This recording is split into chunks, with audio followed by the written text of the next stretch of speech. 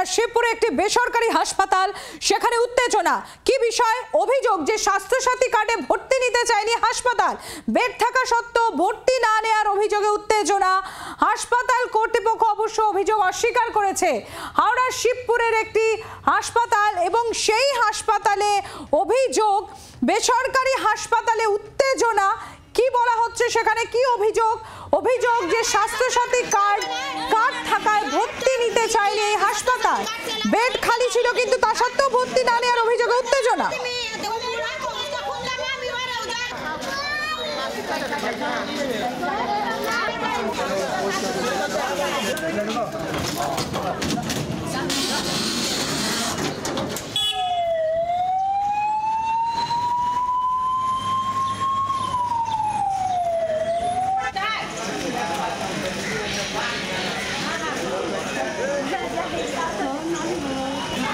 এই যে হাওড়ার যে শিবপুরের যে বেসরকারি হাসপাতালের ছবি এই মুহূর্তে আপনাদের সামনে আমরা তুলে ধরছি।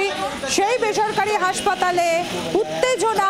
কি অভিযোগ? রোগীর পরিবারের তরফ থেকে অভিযোগ যে স্বাস্থ্যসাথী কার্ডে ভর্তি নিতে চাওয়া হয়নি।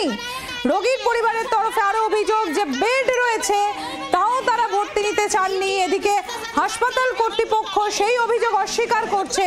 তাদের বক্তব্য বেড নেই তাই ভর্তি নেওয়া যায়নি।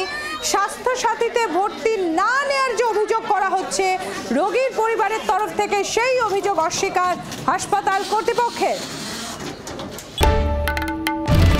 বাংলার আওয়াজ, বাঙালির আবেগ, জি 24 ঘন্টা।